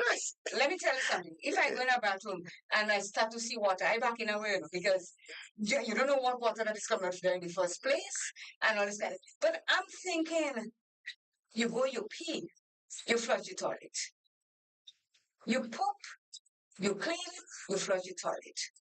Where does the water come from? And where all this extra paper is coming from that it ends up on the ground? Because these days, they even get to the point where too much paper all over the place. They put the blow the hand dry. I don't use it because I think it's recycled germs are coming out in the thing. I should just shake my hand and go, what is this? They had they're using paper. The only place they have paper is in the family room where mothers go to change their babies and they give them papers and paper inside it. Because when we go, and even when you go into the toilet, as Jenny said, the amount of toilet paper that you find on the floor could make a whole roll from what you've seen on the floor. Who are you leaving it for? The thing is clear. Some of them need to be using latrines. Yeah, go cup up and use it because that's something that's flushing. And I really should mind you, I use toilet paper because I'm sitting on no toilet seat easy. But when I finish, you cannot tell that I use toilet paper on there. And if I do the mighty squat to pee and I pee the toilet seat or whatever, I'm making sure I clean it before I leave inside there because there are people that use it after you. Yeah. And the people that are cleaning it, they are human too. Because when you make that royal mess inside, some of them don't even flush the toilet. And you go to clean the toilet and you meet that. What do you think? People can't eat their lunch in comfort after because you seen what you just see in the toilet. You understand? Exactly. So I really actually don't get what we do when we do this thing. And that's why when they're charging you $1 to go to the toilet, I'm all for it because you can go inside there and pee in cleanliness. You understand? Yeah. Because when people find it's hard to pay $1 to go use a toilet, I don't find it hard at all. Because the cleaner is always in there. You always find the toilet nice and clean and smelling nice inside it. Then when you're just walking and nobody pays attention to you, you just do whatever, you throw water on the place, you leave this thing. Just how many times I go in bathrooms and use it. And when I come out, it's the counter soaking in water. I take in paper and I wipe in because I can't stand to see it with all this water on the top there. So if every one of us just take just a moment, it's not a long time you think, to just wipe up after you. It's gonna be easier for the person cleaning, it's gonna be better for the person that's coming after you. But then again, we with our selfish self, oh, they're not paying me to do that. That's not my job. And some of them job worse than what they're doing in the toilet.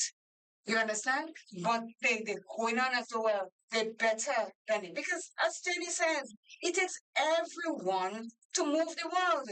If you do not clean, how somebody else's place is going to be there? Yeah. You know?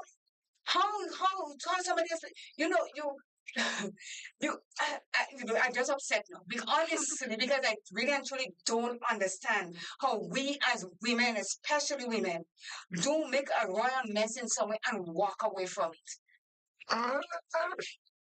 Boy, I tell you, it's just again the difference in the upbringing of people, and I No.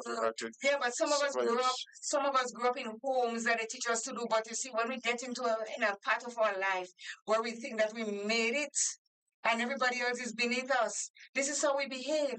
But that sheds a bad light on you because I'm looking at you as a nasty person. And anything you give me to eat, no thank you. Whether you clean as ever at your house, and I see what you do in your surroundings, I don't want to be part of it. I don't want anything from you. No, it's true. I'm telling you. I don't. Oh gosh. Because it is terrible, terrible. It says people who cleaned up. Let's say, okay, let's just say years ago, and here this is a really, really good one. Years ago, my husband once worked as a part-time waiter. Hearing his behind the scenes story, I learned how tough it can be for the people who serve our meals and clean our tables. People who clean up after themselves tend to have the deepest respect for those in the service industry. They realize that someone is working behind the scenes and they make an effort to lighten that load in a small way. The respect often goes hand in hand with gratitude. It's the same gratitude that drives someone to leave a good tip or offer a kind word to the staff. And it's not just about restaurants. People who honor the work of others are more likely to treat co-workers, neighbors, and even strangers with dignity. If you want to grow in this area, consider spending a few moments thinking about how many steps are involved in getting food to your and my table. You might be more motivated to show your appreciation the next time you dine out. And I'm speaking to each and every one of us that is listening, Jester. When you go to a restaurant or you go to any public space, think about the person that is doing the job as we speak. The person that is preparing the food, and the person that is taking it to your table, the person that is picking up after you. They are on their feet for a lot of hours. Some of them are not doing it because they love it. It is a way to make ends meet. Yes, it's an opportunity that came the way. To make ends meet. Yeah. And every one of us know how tough times that we are living in right now. So show a little appreciation, show some gratitude to the people that are looking after you because they do, Because what I know for a fact is that if you go to a restaurant and you want to give those people attitude, speed come in with your food. That's a fact. That is no joke. If anybody could call now and tell that I lie. Come in with the food because they said, "Oh, who she thinks she is, or who he thinks that you're looking down at me," and you could tell those of them that have the attitude. You're going to say good morning and What? You don't know that? You don't look at TV? I mean, I heard of all these things, but just imagining and thinking about it is just so hard to put together. That's why when you go and you get the food, don't send it back. Don't send it back. I'm not saying that everybody does it. No. But when you go to a place with attitude, or you think that you are better than the people that are serving the food because you're just a waiter. And the way they say it, and I'm spending my money. Yeah. And if I don't come here, you don't have a job. Yeah. And you don't this. That kind of talk from humiliating kind of comments. Condescending. Yeah. Well, okay, I have a job, you have your money, take that. Take that. Oh gosh, we have to be grateful to people who are serving our meal to us. Being nice, and it doesn't take a lot, Jester. It doesn't take much, for people to be good to anybody else. You are no better than me. I am no better than you. They'll judge you from there and say, "Oh, you see that, Claire? She thinks she's this and she thinks she's that." That's that's your belief. I am not like that. But you don't know that. So when I come to a restaurant, I tell you, JJ and I goes to eat sometimes. And we're sitting there and the people come and we talk and they say, "Where are you from?" And they tell us. One says she's from St. Patrick's. Which part is St. Patrick's? She says Riverside. You know these people and you know that people, and she started, and well, you're related to us and so you break the ice. You start talking to them. You might see someone, you say, "Hi, how are you doing? You know how many hours, when your shift is It's a ending." small world. It is a small world. And you start to talk to them. And I think you give them a little wind in the step because you make them feel like people, you know? Because it doesn't take much. Just tell me, you saying good morning to me when you see me on the street. How much does it take out of you? Nothing at all. Nothing. Just Nothing at all. I think you freeze. Yeah. Yeah, we come out baby, but you go and freeze just now. Yeah, once they hear They it, hear us. And they're hearing me. and they see your mugshot. That's prison business, you know? Mugshot. So yes, once they see that you are, you're genuine in your thing. They open up and they feel better and they treat you better. And when you're going to go say, "Oh, have yourself a good evening. I hope you enjoyed yourself," because you make them feel that the job they're doing is just as important as the food that they serve and the food that you're eating. Someone says, Jenny says, "Amen." The job is just as important as any other job. Think of the body.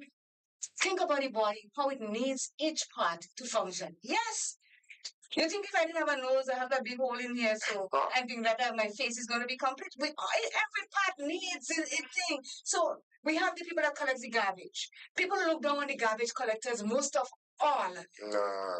I'm telling you the truth. You know, I never forgot George Breezer in a speech once when he was prime minister for that very short stint. And he said there are dignity in the work that the people that collects the garbage, and it always stays with me from then right on to now.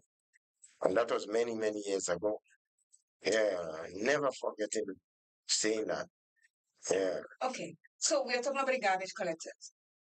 The people that come to pick up dams, that come to pick up our garbage every Monday and Thursday here. They come, we say good morning, how are you, and stuff like that. I see them when they come because most of them I'm outside. I cannot look down on those guys. They are somebody's child, a family member. You know them, they live in your community. So because they are picking up garbage, am I supposed to go on them and say, "Well, you're picking up garbage, I can't talk to you"? You get where I'm coming from? Yeah. You understand? I look at it, I think they're the most valuable people in the service industry because if the amount of garbage that we generate as human beings, they are playing a very vital role as well. Very vital. They're playing the most vital role because if we do not get rid of the garbage, how will we function among the garbage? Let them have a garbage strike, Jester. Let there be a garbage strike. And that's when we get to appreciate the people that picks up our garbage. Joking. Because the dog there, the manico there, the frog, the flies and things will be buzzing around. Everything, all animals that on outside that we cannot see coming out and spilling over and you're joking. And the dogs what they scatter, would you imagine how unpleasant that would be? Roya has checked in. Hey, good morning to you, Roya. And she said most take pride in their job. So again, we always say, if you love the job that you're doing, it is not a job because you take pride and you like what you do. Whereas if you don't, you're just there for the money, you make everybody around you their life miserable. You know that because they come and they say good morning, they ask you what's so good about it, or they turn their face and they go about their business because they don't really appreciate the job that they do. But most of us that love what we do, we tend to spread the joy around us. We tend to make people feel happy. We tend to make people feel comfortable in their skin because it doesn't take much to say. Sometimes the guy, they don't see me, or if they see me from a distance, you see, they wave to me. I wave back. Because sometimes the truck don't come all the way down. They walk and they pick up the garbage by me. They pick it up by Mr. John. They pick it up and they just go. The truck up there, they just go and dump it and away they go. And I have to say, I really do appreciate that they come to pick up our garbage because If your garbage is smelly, Jester, and you have it inside your house, you cannot even stand. You're thinking that some man there and they didn't bury them. Honestly. So, when you look down at the garbage man, you look around the people that clean the offices, you look down at the people that clean the bathroom, you look down at the people that walk in restaurants and the apron you see dirty like ever. You look down at all these people. Where are you on your high horse? Your place is really filthy. Because if you could look down on those people that are doing that, think about what you're doing inside your house. Because sometimes when you see where some people live, you wonder, man, is that person living here? That's how they live. Because one you see one side of them on the road, and then if you happen to go into the domain, it's a whole different ballgame. So what I'm really saying is that we should show gratitude to the people that serve us, whether it's in the restaurant or the maintenance or the solid waste or the cleaning factory or just maintenance anyway. Show appreciation because they are the ones that keeps us afloat. Yeah. If you go to an office, Jester, and you do not, you don't have when you're sitting on the dust down, your flies buzzing, would you sit and walk there with all the fruit flies that is buzzing and you go down inside the even if you want to, you wouldn't be able to. You would not be able to. So if the cleaner decide, you all looking down at me, I quitting, get somebody else. And it's not easy to get people to work these days because of what I've come to notice. People take laziness as a profession now. They don't want work. They want pay, but they do not want to work. So the people that walk in and you treat them like crap, they wouldn't stay long. And when they go, you yourself don't want to pick up a broom and sweep after because it's beneath you to pick up a broom and sweep because you are the boss, you are the manager, and you have somebody paying somebody to do it for you. So why should I pick up a broom? But it's you that's sitting in the office with all the flies and so in it. And you are looking down at the cleaners that you're showing no gratitude, no appreciation for what that person was doing. Maybe they're not doing it to the best of your ability, but they're doing it to the best of their ability. And if you see something that you need to touch up and say to the person, I noticed that the corner there, spider start to make it its home. Can you give it a little, go and say, you see the corner there, clean it. You have to know how to talk to the people to get them to do what you want them to do for you. Yeah. Show some gratitude. Otherwise, you won't have anybody working for you at all. I hope you understand that. So, those of us that are listening, make sure that from today, you get a different perspective of the people in the restaurant that work to give you your food. Show them some appreciation, show some gratitude, and put your plate. If four of us is dining, take my plate, your plate, Jester plate, Royal plate, put them together, put all the bones and so in one, and pack them on the side with your fork and knife close together like that. And that is just you put it knife in for the fork like that. You're done, and put it aside. So when they come, they just pick it up. We have a call coming in.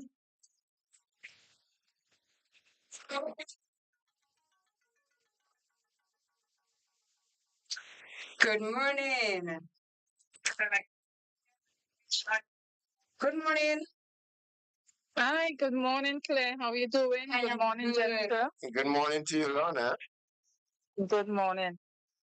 It's a good topic because it makes us think. I mean, a lot of people may not have thought about how what we do at a restaurant really affects other people. And I can see how now cleaning up after yourself at a restaurant, it shows respect for the shared space because you're sharing the space with other people. And it also helps the workers because sometimes you go to a restaurant and you have to line up because there are not enough tables available and you have to wait for the persons to clean the table before you get a place to sit and enjoy. So it really shows that even for the staff, it makes their work easier. But like my experience here is usually when you go to a restaurant, the person who is serving you, they come as and check regularly, and as you're eating, they would take your plate away. But still, at the end, we can make sure that whatever is left, that we clean it up or we leave it tidy so that it makes the work of the workers easier, and we show respect for other people. Because sometimes it's not good to go and sit at a table and you see, let's say even the worker didn't notice all the dirt that you left behind. You can see dirt still on the like crumbs of food and so still at the table. So before we leave, like, we can be more mindful now and make sure that we leave it as clean as possible because it helps everybody. And it just really shows appreciation for the hard work that the people in the restaurants are doing. So it's a good topic to make us more mindful of what we can do in the future. So have a good day. Certainly. Thank you so very much. Yeah. Yes. It's true. And we cannot bring up that point enough. And as I said, a lot of people maybe weren't aware of this that we're talking about this morning. Brian says, as the saying goes, cleanliness is next to godliness. Yeah. So if we grew up hearing that. Yeah. Grew up hearing that. And maybe, my grandmother, when she said that you have to scrub that floor shining bright as day when you finish. So I was in cleanliness was imparted in me since I was like lay high, and it just continue going. And you feel, I don't know how other people feel, but I know when my place is clean, I could walk inside, there's already place smiling at me. They lightening up as well. Yes. And if somebody comes and knock my door without telling me they're coming, I could open my door to go and fight to push thing in closet and push thing in this and push thing in that because, like I say, everything has its place and there's a place for everything. If you put it in there, it will stay there. Then if you just throw things helter-skelter around your place and you say, well, it's me alone, I do not ever want. I can't function. And I've been dubbed, let me tell you, like Freaky Clay. I'm a clean freak. I'm an exercise freak. I'm a control freak. There's freak right after my name, so I just put everything in. I'm Freaky Clay now. Because there are things that there are things that I cannot live with Jester. And a filthy place is one of them. It drives me to drink. So that's why I'm drinking because my place is always clean. Yeah. Drink hot water. Alcohol. Who's talking? And as I said, oh God! I drive me to drink alcohol, so that's why I don't leave my place dirty because I don't want to start drinking alcohol. You see? So this is the thing. When you do these things, not only in the restaurant, it start from your home. Practice from your home because anywhere you do it. If you start doing it from your home, it is going to continue right through your life. And as it says, it shows gratitude. It shows respect for the industry. It shows empathy. It shows respect and efficiency and organization. All of these things that if you practice all of this, you're going to be a better person mentally because guess what? You wouldn't have the stress of thinking, oh, my place is so dirty, just as he passing by me. I wonder what time he passing, if I'm going to have to make it home to do some cleaning before he come. You see, I go and you just say, I'm coming by you just now. I said, no problem. I just sit down and I wait because I don't have nothing to all over the place. You understand? And that is the freedom that it gives me. So here's the next point. People that cleans up after themselves, they are consistent in small acts of kindness. And that is a big one too. Some people assume kindness must involve grand gestures, like you name a wing in the hospital after you. You name a park after you. That's grand gestures. But kindness doesn't have to be like that. The smallest thing that you do for someone, once it comes from your heart genuinely, it is a grand gesture. It says true kindness often lies in the smallest details. And let me hit it to relationship. Sometimes you're in a relationship and you think about the big things in relation, you do this and you do it. And you say to these things are not important. It's the small gestures that you do or you bring. Like, you might bring a rose one day, a red one or a yellow one, and you say, I thought about you today and here is a rose. Because you don't do it every day, it makes you feel really, really, really good. Yeah. The small things. And we women always say that the small things that you all do that makes us feel special. And this is the same little thing things. Yes. That I matters. said small. You come in a little. So small, little small. Yes, it's that little things that makes us feel special and make us feel that, nobody but us at the moment. You could be, you might give three other zeros, but because I get one, I don't have to know about the rest who get. I get one, I feel special. It's a little thing. So not every time you buy me a car because I could afford a car, you buy me a car, you could afford to buy me 10 cars. It's a normal thing that you have the funds and you have the money to do. But the little thing, the small things that you do that makes us. So that's what it says. Kindness often lies in the small details. Cleaning up your space at a restaurant is a quick, almost trivial action. Yet it is consistent. The consistency is part of a larger outlook of life. The belief that kindness is woven into everyday behaviors, not just occasionally big moments. So they have a event and you have to go and speak Jester, and you start off with, "My name is Jester Noel. I named this park here in Plains. You know, I donate this to this thing, and I donate that to that thing." Who cares? You understand? But if you come and you say, "My name is Jester Noel, and I want to see the community of Plains develop, and the people of Plains get together and do this," you involve us in your thing. You make us feel important. Not only you come in and say what you did and so. This is the difference. And you have to be consistent in it. You don't just come one day and blow you smoke, blow hot air, and make all of us feel warmer than we are. And then you go about your business, and next 6 months you come and you blow some more hot air and make us feel that you're doing something. It has to be consistent. If you're going to do something, do it right for the first time and always. It says this consistency is part of a larger outlook on life. The belief that kindness is woven into everyday behavior, not just occasional big moments. Over the years, I've seen how people who do these small, thoughtful things also tend to look for other ways to make a positive impact. Consistency in kindness means you don't just wait for a special occasion. They cannot say that loud enough.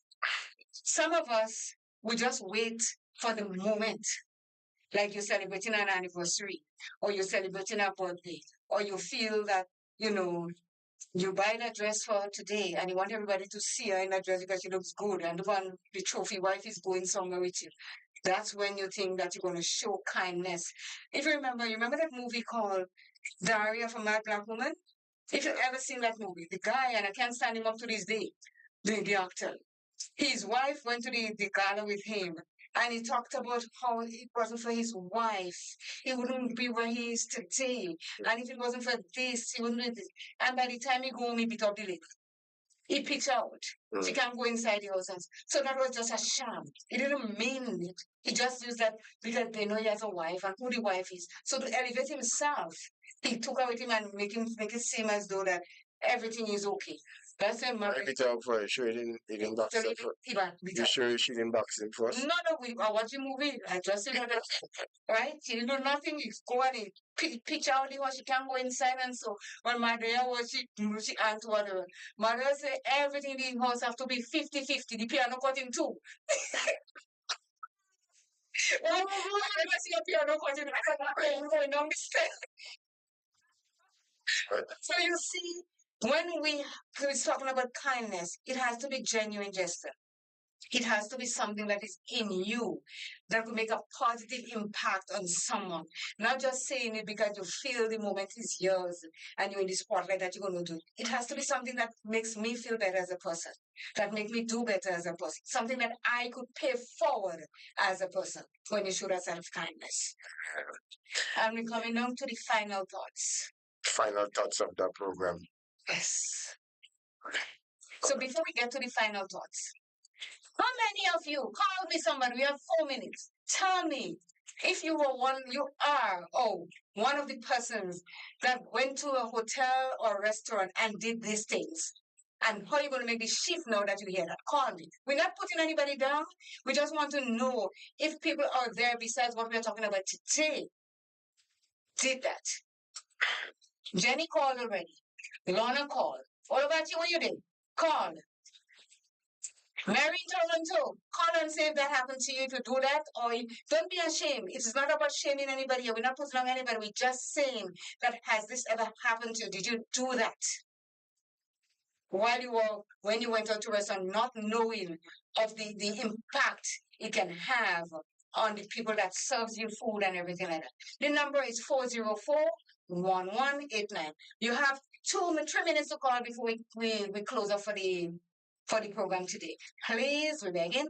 And please, when you get it in, share it with someone. We need to make this bigger because we have some really, really, really, really great topics that we talk about. If every week you hear somebody says it is a great topic that you have today, and it is a great topic that you have today. So, help us to make it greater. We're going to do that song. I'm greater. We're greater. Help us to make it greater. Call. You have 2 minutes. Just the way you call and say. Call and say if you do that at the restaurant. Anybody? We're waiting. The time is going. 404-1189.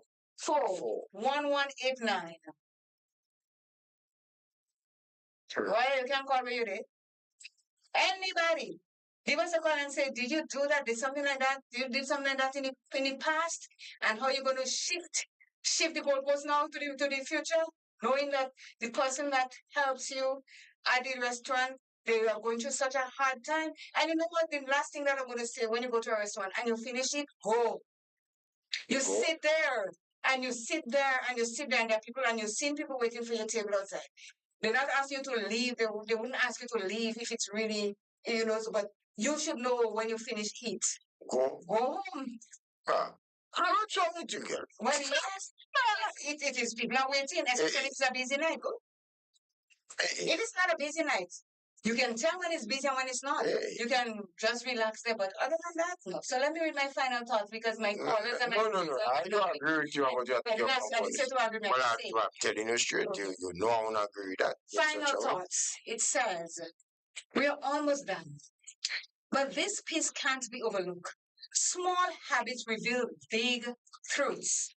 Tidying a table may seem like a forgettable detail, yet it can reflect deeper principles of respect, empathy, and responsibility. Psychology reminds us that behavior is shaped by consistent daily choices, and cleaning up after ourselves is one of the small decisions that speaks volumes. Each person's journey look a bit different. Not all of us grew up with the same habits or perspectives, but we can cultivate them over time, which is the gist of it. We may not grow up the same way doing the same things, but what we spoke about today, think about the other person and how it affects them when you do what you do. So you do not grow up the same way, but you can make a difference. Shift yourself, shift your thought, shift things about how you deal with things, and then we might be able to have a better world that we live in.